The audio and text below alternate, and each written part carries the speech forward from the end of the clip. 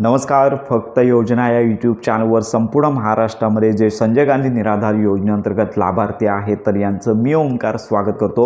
संपूर्ण महाराष्ट्रातील संजय गांधी निराधार योजनेअंतर्गत लाभार्थी आपले व्हॉट्सअप ग्रुप, टेलिग्राम चॅनल किंवा यूट्यूबवरती विचारणा करत आहेत की संजय गांधी निराधार योजनेअंतर्गत मार्च महिन्याची पेन्शन आम्हाला कधी मिळणार. तर आजच्या व्हिडिओमध्ये आपण या संदर्भात माहिती घेणारच आहोत. तर साधारणतः मागील आठवड्यामध्ये महाराष्ट्राचा अर्थसंकल्प घोषित झाला आणि हा अर्थसंकल्प घोषित झाल्यानंतर संजय गांधी निराधार योजनेअंतर्गतची पेन्शन वितरित होणं गरजेचं होतं, परंतु अजून तरी पेन्शन वितरणासंदर्भात तारीख आली नाही आहे. साधारणतः 6 तारखेनंतर ही पेन्शन वितरित होणं गरजेचं होतं, परंतु अजून शासनामार्फत पेन्शन वितरणासंदर्भात तयारी झाली नाही आहे. ज्यावेळी शासनामार्फत तयारी होते त्यावेळी तुम्हाला माहितीच आहे की DBT पोर्टल आहे तर लाभ वितरणासाठी 2 दिवस बंद ठेवलं जातं आणि त्याच्यानंतर संपूर्ण महाराष्ट्रातील संजय गांधी निराधार योजनेअंतर्गत जो लाभ आहे तो वितरित केला जातो. तर या संदर्भात आपण माहिती देतच आहोत. तर याच पार्श्वभूमीवरती संपूर्ण महाराष्ट्रामध्ये संजय गांधी निराधार योजनेअंतर्गत जे लाभार्थी आहेत तर अनेक ठिकाणी मोफत दाखले काढण्याचे कॅम्प सुरू आहेत. त्या ठिकाणी त्यांनी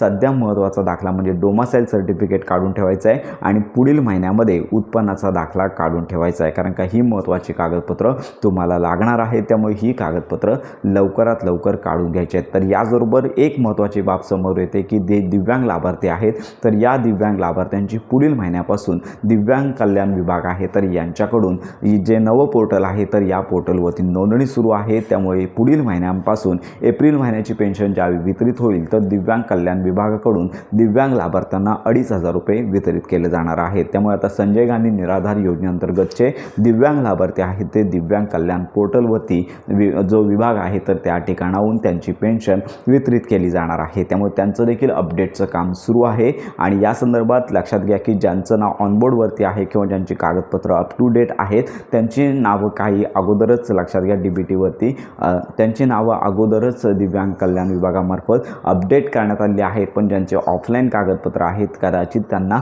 जवळच्या तहसील विभागामध्ये जायला लागू शकतं. त्यामुळे त्यांना देखील तशा सूचना संबंधित तहसील ऑफिसमार्फत प्राप्त होणार आहेत. सध्या मार्चची पेन्शन सगळ्यांना DBT पोर्टलद्वारे वितरित होणार आहे.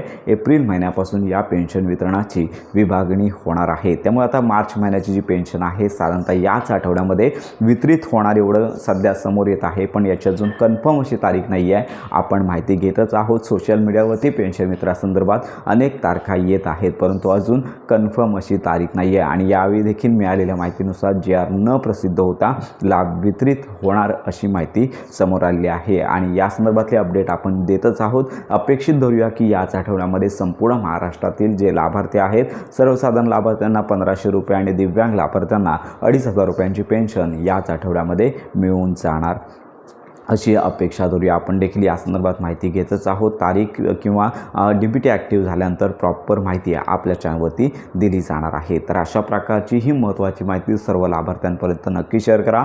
तुमच्या जर काही शंका असतील तर आपल्या व्हिडिओच्या कमेंट बॉक्समध्ये नक्की कळवा. योजनांसंदर्भात खात्रीशीर माहितीसाठी आपल्या फक्त योजना या चॅनलच्या कनेक्ट राहा.